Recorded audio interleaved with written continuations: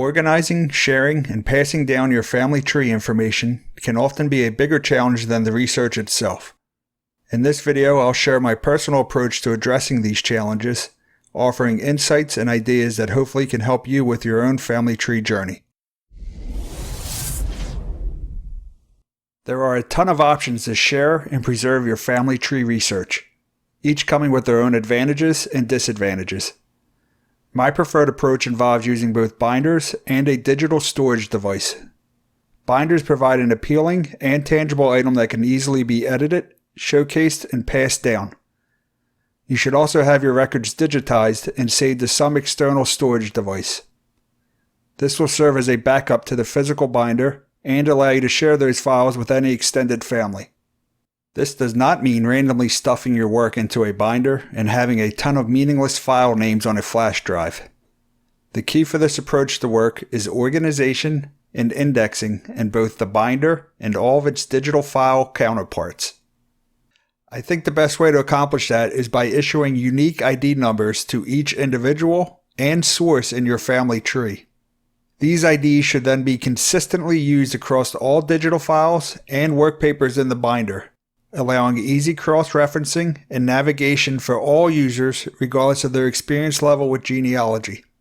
For example, if John F. Kennedy is issued the ID number of 1, then all his file names and physical papers in the binder will reference that ID number.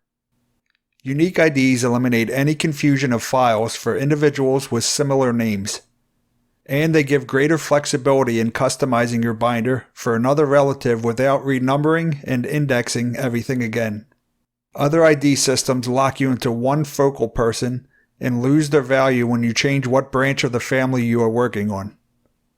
Adding unique reference IDs to all your files, charts, and reports can be a daunting task, especially for larger trees. I personally use Family TreeXcel, a collection of macro-enabled Excel files that I created to help automate ID numbers, file naming, and file organization. It can generate charts, profiles, and research summary files, all of which fit standard size paper and are fully referenced automatically. It was designed specifically for this binder approach in mind and should increase the speed, efficiency, and usefulness of your published data. It also allows you to use all the powerful functionality of Microsoft Excel to examine and build your tree, making it a unique and valuable tool to help organize, share, and display your family tree research. Besides the binders themselves, I recommend protector sheets to put your work papers in. These are relatively inexpensive, protect the quality of the paper, and allow you to use a full sheet of paper without worrying about margins. I also recommend side and bottom page dividers to separate each section, allowing for faster navigation. Besides your computer, digital files should be stored in a flash drive or external hard drive. Cloud storage is more convenient, but relying on third parties can lead to long-term risk of losing all your work.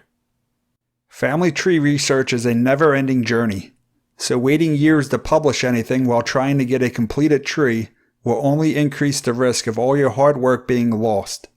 Therefore, it is important to set intermediate research goals along the way. Once you have completed or exhausted your resources for a goal, then I would recommend pausing your research and updating your binder accordingly. This way you will always have something relatively up to date that can be passed down if, God forbid, something happens to you or your files. After updating, then you can move on to your next research goal and repeat the process over and over. As long as you properly reference the work papers and files, then the layout of the binder can be any way you want it to be. I personally separate mine into the following 7 sections, each of which will be discussed in more detail shortly. Introduction, charts, profiles, specific topics, index, individual research, and sources. I like this layout because it puts the more appealing sections in the front and works its way back to the fine print details, making it attractive for everyone regardless of their interest in the subject matter.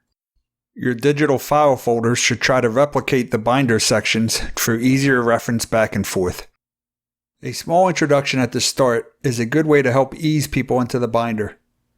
It should be a few blurbs about who made it, when, software details, and stuff like that. Try to keep it as short and simple as possible while providing a general overview of your work. After the introduction, I have all my charts.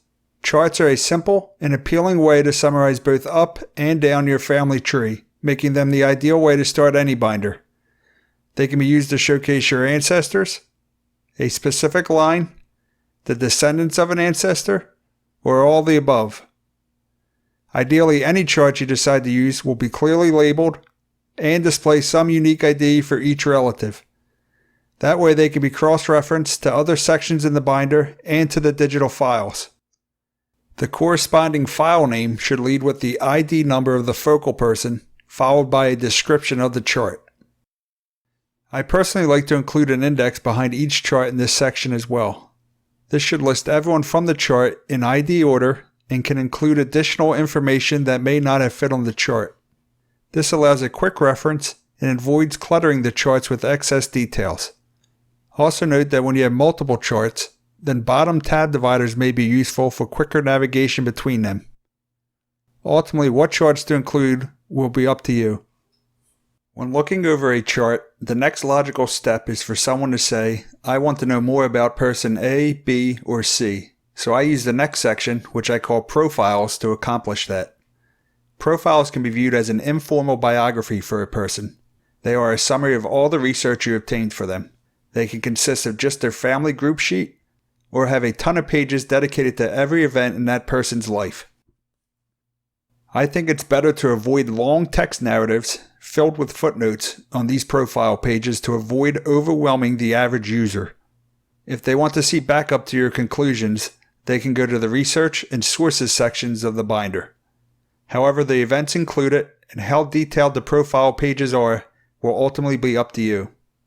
The only important step is putting a person's unique ID number in the footer of each profile page. And then make sure the profiles are sorted in ID order, not in family order. This allows a user to quickly navigate through the profile pages based on the ID numbers at the bottom. The corresponding digital files should also lead with a person's unique ID. Obviously, if you have a huge tree, it will be tough to make a detailed profile for everyone, so you will have to determine who you make these for. Since the binder is flexible, you can add profiles at any time and in any order. The next section I have is for more specific topics. It is used for all reports and summaries of specific subject matters that were found useful to elaborate on. For example, if you wanted to showcase all your military ancestors in one collection, or provide a cemetery summary, then they would go here. These compilations will include all qualifying ancestors of a specific topic, making them more convenient instead of browsing through individual profile pages one by one. For faster navigation, I recommend using a table of contents and issuing some unique ID for each report and summary. The corresponding digital files should also lead with that unique ID. Also be sure to include the individual's unique IDs next to their names to maintain easy cross-referencing. Again, the details and displays of the files in this section will be up to you. The next section contains an index for the entire tree. I personally use a Kinship report, sorted by surname, that also includes individuals' unique ID numbers. This way it serves two purposes. It shows how everyone in the tree is related to the focal person of the binder, and it allows you to find an individual's ID when you only know their name and not where they fall on charts. It is a great reference tool for all users in case they need help navigating the binder and digital files. The last two sections are the backup details to the conclusions made in the prior sections of the binder. If necessary, this is a good breaking point to start a new binder. This allows the first binder to be more for showcase purposes, and the second binder will have all the supporting evidence that usually only more enthusiastic users will care to look at. The first of these sections is to show the research done for an individual. Use it to list all the sources they have and then provide a summary of the details that those sources provided.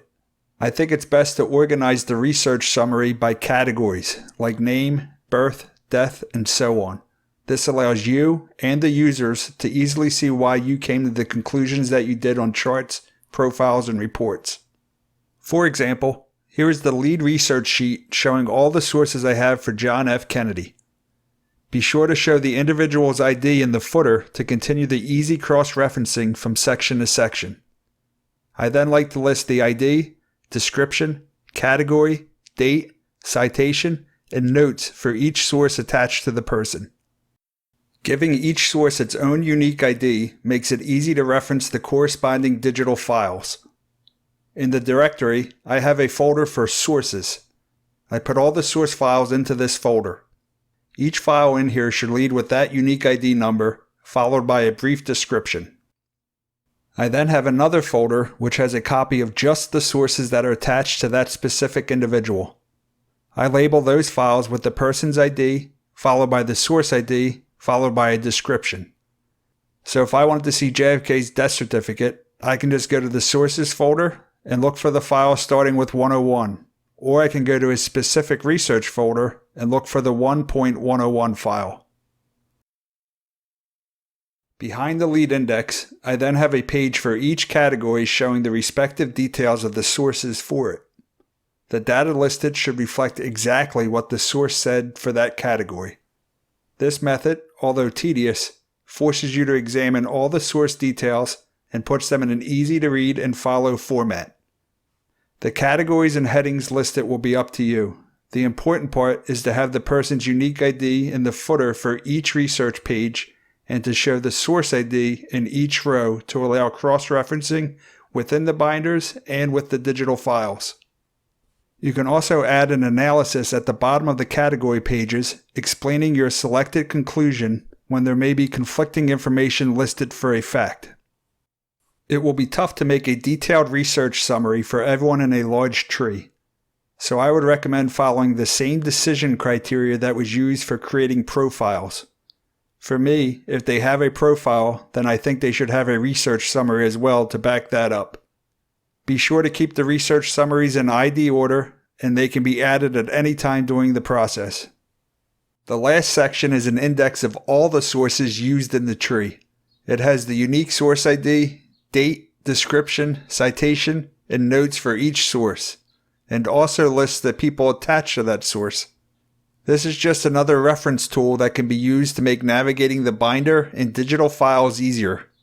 You have the option of putting hard copies of the sources behind this index in ID order, but because of the volume of sources usually in a tree, I think just having the index and then referring users to the corresponding digital files of each source works best. Finally, I like to have a flash drive containing all the digital files in some secure Ziploc bag that can be attached to the binder. This will serve as a backup to your files and avoids future users having to search around on your main computer looking for relevant files.